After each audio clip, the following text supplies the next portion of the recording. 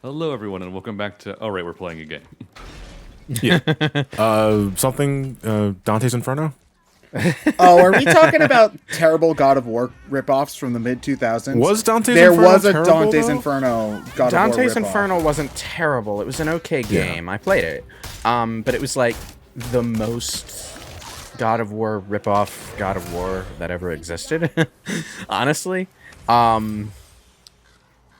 It was also like Because that was pretty much like the culture of like late 2000s, Yeah, early 2010s. it was also God of War clones. it was also one of those games from the era where every developer was just throwing boobs and gore at the screen without reason for like just because it was an adult thing to do. It had the tone of Golden Axe Beast Rider, but the design chops to back it up.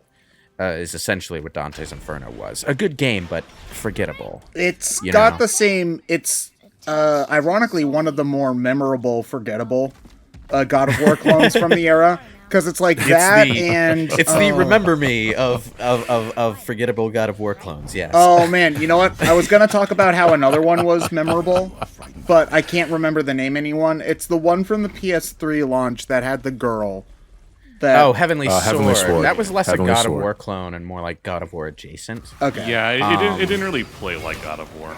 Yeah, it had its own gameplay systems, and but the most memorable thing about it was that it was a Ninja Theory game, and it had Andy Serkis doing the voice and the face for the main villain. So, this was like, I think around the time Andy Serkis was really popular for his portrayal of Gollum. So Yeah, well, he also did the Planets of the Apes reboots, which were at least the first 2 or 3 were really popular. I don't know how well the rest of them ended up doing. It much like the original Planet of the Apes, it's just franchise fatigue. I mean, I'm not gonna give Andy Serkis any shit because, like, of all the things in the Lord of the Rings trilogy, Gollum probably holds up the best. And serious talent on the motion capture technology stuff. For the time, especially, yeah, Gollum is... Not even just for the time. Gollum is really well put together. Like, It's also like one of the biggest CGI things in the movie. I think is also the thing. Like they did do a lot of practical effects, so he blends in a lot better than you would expect. I guess that's People talk about Gollum, but they don't see me at my Mighty Joe Young level. That they did so well, and that anything involving Andy Serkis and motion capture tends to do well is making the CGI creation blend in with the surrounding movie. Like, it's not as awkward as in a lot of other films where they'll have this one moment where something moves an object in the background to convince you that it's there, but then otherwise it just sort of feels pasted on. It's a lot more considered and thorough, kind of like the animation in Who Framed Roger Rabbit. Why is it that Who Framed Roger Rabbit is the only movie that got that technique down right? I feel like they just didn't try for a lot of the other ones, like especially with hand-drawn stuff. By the time they wanted to do more of those 3D, there was 3D animation. Well, yeah, which but just I mean, like, real life Who Framed Roger Rabbit is like one of the few animation and live action combined things. Yeah, but like, the techniques involved in making that an organic part of the live action aren't so different from the CGI stuff. I would say, from a technical standpoint, Cool World did something similar, but no one ever talks about Cool World because the writing was just awful. Is Cool World a Bakshi thing? What was that? Is Cool World a Bakshi thing, or is that like That's more Tupperware. What? No, I'm saying in the name of an animator. I don't remember who Ralph who, Bakshi, directed Lord of the that. Rings. I don't remember the. Oh, the old Crash Lord of the stuff before Rings animations. Yeah. No, it was after Who Framed Roger Rabbit. It was made because of Who Framed Roger Rabbit, but it was the one. I think it was Brad Pitt, and I need to look this up. Hang on. Yeah, you've likely seen it before. Oh, I've definitely seen it. I've seen like the yeah, cover of the not the cover, the poster for the movie. but not. It's Ralph Bakshi. Yeah, it was just Who Framed... Yeah, I was right. It's Ralph Bakshi. Okay. Yeah. Ralph Bakshi directed it. It was one of I think it was one of his later films. Let me see. But yeah, mixing 3D animation I guess people think it just mixes better with live action, which is why they did it more. But it kind of is just as jarring most of the time. Like, if you watch, like, the Smurfs movie or the Scooby-Doo live action movie or whatever, like, those characters absolutely do not look like they belong in the real world.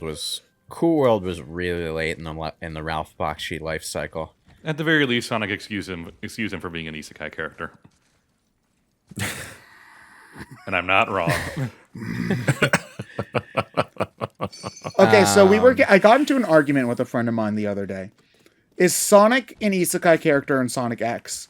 My friend argued no, because it has to be a normal person going into another world. No, it doesn't have. No, that's not the definition of it. It does. Normal person, like, what does it matter who the person getting isekai is? No, well, I think it kind of works in both directions in Sonic X's case, anyway. Well, yeah, there is the third season, which is not good, but the whole show's not good. To be fair, but yeah. The bottom line, though, is that Sonic X was one of many one of many shows, games, and whatever around that time. Just jumping on the bandwagon of the most simplistic anime trope ever because they wanted to make a series that was relevant to Japanese kids, and how better to do that than to have a Japanese kid as the main character. And then, of course, we just recycled that plot for the Sonic the Hedgehog live-action movie, because why not? Yeah, because the person that the Sonic the Hedgehog franchise needs to resonate with is a small-town sheriff. Surely that will bring in the big bucks. And somehow the movie does it better. It kind of does, but I don't know. I still haven't watched it. I don't care. It's the Sonic movie? It's okay. It's decent. Fine. It's just not like Yeah. I have much higher hopes for the next one, because it seems like they took like the feedback from the first one like really to heart, and are like really focusing in on making a movie that fits the feel of Sonic. But I don't know. The Sonic movie's okay. I enjoyed it well enough. I probably won't like go back and watch it again, but yeah, it's one of those, like, you see it in theater once, maybe catch it again when it's like digitally released, but after that, nah. Well, I need some serious motivation to see a movie in theater in the first place, so I just watched it on Vudu. No, what's serious motivation? Like, what? I mean, it needs compels to be, you to, like, I have to go see this. It needs to be something that I care about, either on an intellectual level or an emotional level. So something like Star Wars or Fantastic Beasts or just something I'm like really morbidly curious about, like Sword Art Online. But even then, only like that one movie that I'm actually halfway sure will be okay. So I don't know. I just don't go and see stuff that I'm only lukewarm about. Like the Sonic movie, I'm sure it's gonna be okay, but like I might see the second one in theaters, because I've got enough energy invested into wanting to see that succeed. Well, when does that come out in theaters? April 4th, I think. April. Okay, so I mean, you got to go to the theater to hear Idris's sexy voice go through your ears through the theater sound system. I mean, I just hope we live in a world where we're able to go to the movie theaters by April 4th instead of being locked in our houses. Well, I mean, the movie theaters in my area are open and operating at full capacity. Well, not necessarily full capacity, but you get the idea. They're working. They're doing the thing where they show movies and people go see them. So, I mean, I'm sure they'll still be doing that in April. But, vegetation. I forgot that we're in the PlayStation 4, PlayStation 5 generation where vegetation is... he actually moves the grass when he walks instead of just having it clip through his legs. In the PlayStation 3 generation, it was those sweet, sweet glove textures. Now it's vegetation. Yeah. I mean, vegetation's just kind of a hog in resources when you think about it. Oh yeah, that's why it was such a prominent thing in Crisis. But like if you want to make every blade of grass its own object, that's like an extra 7 billion polygons you're adding to the environment. Oh damn! I thought it was like $7 billion, like in the budget. That too, you know. Well, it might not even be a three-dimensional object, depending on how it's rendered. There's a lot of ways that you can do vegetation, but the real thing the real bear is making vegetation work with both physics and lighting organically. Like, you know, you can have a tree with leaves, you can have grass and bushes. These are things that games have had for a really long time. But what makes them work is the movement and the lighting. And it is really difficult to have lighting that looks good on such a complicated object. Like these shadows, you try to get those try to get those to look good on every single blade of grass that it contacts with individually. It's one of those things. You guys remember Devil May Cry 4? How awful those shadows looked in all those green forest areas? It's that kind of thing, you know? Ding. But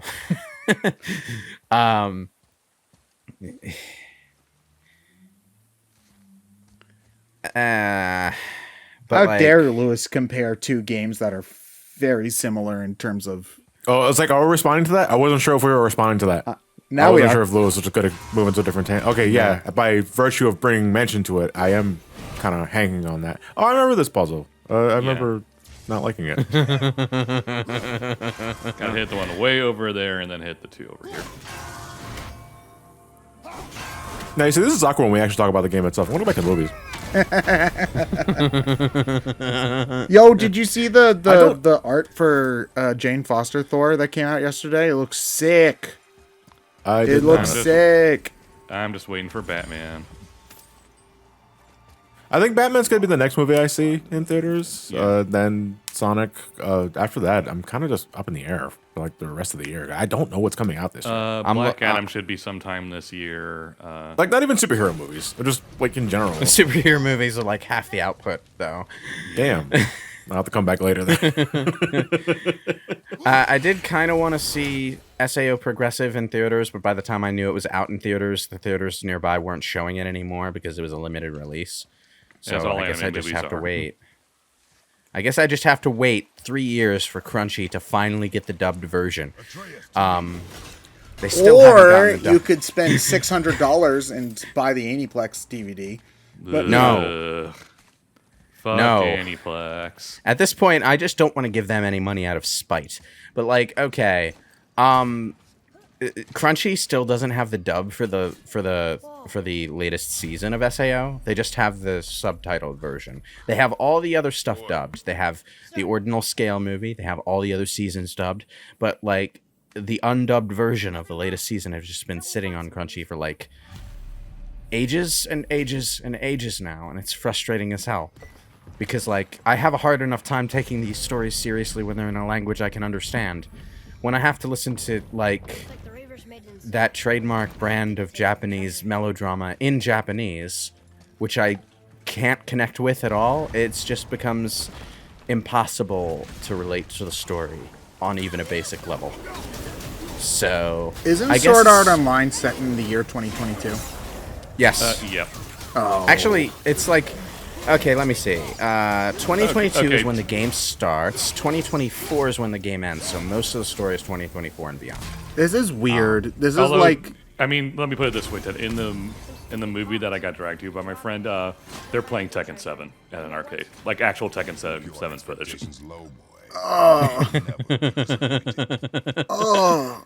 This is like when, like, a couple of years back... Oh, God! Oh, God! Remember Okay. when we got to 2015 and everyone was making Back to the Future jokes? No. So here's the thing that, like, because I didn't really watch Back to the Future a lot growing up, so that one didn't really... I just thought it was like, lol, funny, Pepsi made the stupid bottle. But, like, Ace Attorney came out in 2001, and and is set 15 years in the future of that. And so, like, when we got to the point where it's just like, on this day, Miles Edgeworth got arrested, or on this day, Maya Fey got arrested for the 15th time. And I'm like, oh God, that's real life. And now that was like 6 years ago or some shit. And I'm like, oh God. It's funny because like that's around the same time that SAO was written, so we're dealing with similar time frames here. It's like, oh God. Man, I think like the last couple of years, people have realized they just lost track of time completely. yeah, no, time is fake. Of course, what really dated SAO wasn't so much getting to 2022 and realizing that full dive VR just doesn't exist yet. It was getting to 2015 and realizing that MMORPGs just would not work in that kind of setting because of the direction the game design went. Just that. Like, I tweeted about this earlier, but imagine being trapped in any modern MMO with nothing but your dailies to do for 3 full years. I think most of us would have just jumped off the edge of the game world at that point. Yeah, it depends. What's in it for me? I mean, people still kept on playing. John, Like, do you want to do the goblin quests for the rest of your life? Maybe we'll even find the whetstone. Remember what I told you I don't about know. expectations. Real life has NFTs. oh, John, you know that Final Fantasy XIV is gonna have NFTs within the next Dude, couple we are of like, they're like, months. so there are like different forms of discussion happening on like the forums, the Reddit, Discords, on whether or not 14 is gonna get some sort of NFT thing because of I the fucking doubt it. CEO of Square. Yeah, I don't think it's gonna happen either. I think they're talking more about like future ideas for future games. So if anything, I'm worried about 16. I mean, I doubt they'd... Well, 16's going to be like a single-player experience, so I'm not really... It won't Gotta stop monetize it them, somehow. but Yeah. Well, NFTs are only like NFTs in a gaming context only have any value whatsoever in a social context. They wouldn't really fit into a single player experience at all. it's okay. You'll just be able to repay your Final Fantasy XIV subscription with Moogle Coin. It's fine.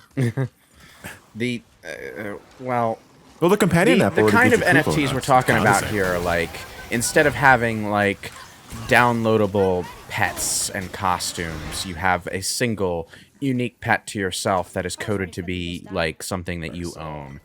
And because it's an NFT, you don't have to constantly like reconnect to the network and reconfirm that you own it every 20 hours. But like, okay, I can sort of see the potential of the idea, but at the same time, I don't like the direction that things are going at this particular point in time. I feel like it would defeat the point. I think you just How dare you want to play a I video know, game for it's a- fun, Lewis? it's a bit radical, but it's like NFT just. Well, I mean, they like- just burn. They need to burn. Like I like on top of it, like just being a scam altogether. I'm just tired of it being brought I like up. Like the it legitimately angers me. I like the seeing it idea brought up a of lot. NFT technology being used as an alternative means of digital ownership because it could solve the problem of digital content not being quote unquote owned. But the way it's being pushed right now is more about those microtransactions, which is Yeah, it's like, it's trying to get as much money as Like- it can and cash out before Yeah, like, it becomes regulated. by all means. That's all. Yeah, it like is. by all means, sell copies of your digital release game as NFTs. That way I don't have to deal with intrusive DRM. Reconfirming that I own the thing every 2 hours. Every time I open Steam, it picks a couple random games and checks them with the network to make sure that I still own what I bought last time I logged on.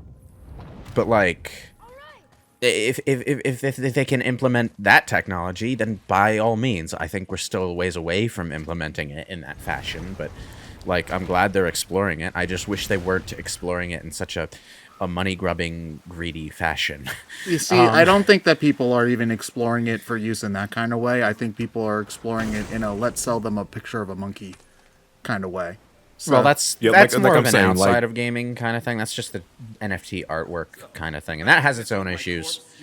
Mostly, Yeah, but I think that one is more prevalent though than in the gaming yeah, scene yeah. because Like there's that's where a everyone lot talks of there's about a lot it. of skeevy shit going on where Yeah. people are taking other people's artwork and making them NFTs and selling them as if they were the ones who created it because hey, No. we never established a way to prove who made these things before the NFT was aspect. Like right Anyway, now, right it is click. all about Yeah, it's right now, the only thing anybody in that scene cares about is just making bank before it becomes regulated. Yeah.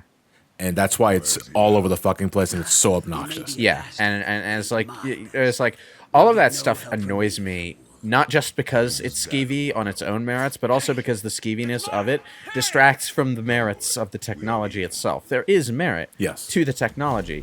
It's just being drowned out by a bunch of what's a diplomatic dipshits. Yeah, that's the most diplomatic word I can think of.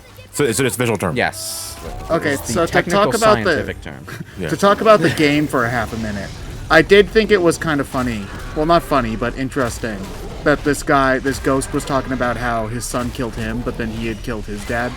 And it just like Kratos is just looking at this situation, like just trying not to say anything at all because he knows all about killing his own dad. Because Zeus is his dad, right? To be fair, though, Zeus came at him with a knife. Atreus, did you hear that? He killed his own father. What kind of terrible person would do such a thing? Why are you saying it like that, Dad? To be fair, it's not like I would know what it feels like. Why are you touching me? His dad tried to kill him first. It was self-defense. He didn't even know it was his dad. Oh my God, they're coming right for us. Also, Zeus is like everyone's dad, so no matter who kills that guy, it's patricide. But wouldn't that just make everybody like incest then? If he's everyone's dad? Have you read the Greek myths? Honestly, no, I haven't. I have better things to do than to look up Homer. No, not that Homer. Remember what I told you, boy. Oh, so that's actually to put. I'm gonna put a ding on my own Dragon Quest counter here. Ding. In Dragon Quest XI, there are two like knights that work for the king. There are Hendrik and Jasper. In Japanese, Jasper's name is Homer, and like I know what they were going for because Homer's a very like Western sounding like important name, I imagine, in Japan because like Homer wrote the nice tree. Good tree. Good tree. I've read your eyes. Was that? Don't look at me, boy. But okay, but it's like you can't. Americans would not be able to take a villain named Homer seriously. So I am glad that they changed it. Yeah, you're probably right. Oh crap! Who's the mighty hunter that Bugs calls Elmer Fudd, but no one got the joke? What? Bugs makes a reference to like the biblical mighty hunter character. Elmer Fudd to make fun of him. He's like, "Oh wow, look at this chap." It's like, but no one got the joke, so everyone just Nimrod. Oh, there's a wait. There's a person Nimrod in the... is indeed a name, yeah. Nimrod's so in the... It was supposed to be a reference to Nimrod, the mighty hunter. But Bugs was obviously poking fun of him. It's like, oh yeah, this guy, Nimrod, the mighty hunter. And it's just Elmer Fudd being a doof. But no one got the joke, so they just assumed Nimrod meant idiot. Yeah, it got me. That's what I always thought. Oh my God. Wow. Well, today I learned. I've known that for a while, but it always makes me laugh whenever I remember it. All right, never say that BrainScratch didn't Nimrod with something. like a moron. Yeah. For the dagger. I forget when I stumbled upon that name used as an actual name. I forget exactly what I thought. I just remember staring at it for like 30 seconds straight. This Nimrod just learned the true meaning of Nimrod. You Nimrod. Hold on. Now I gotta Google search Nimrod. Hold on a moment. We're getting to the point where I'm saying it so much it doesn't mean anything. Okay, definition. A descendant of Ham represented in Genesis as a mighty hunter and a king of Shinar. Not capitalized, hunter. Not capitalized, slaying idiot/jerk. Okay. Yeah.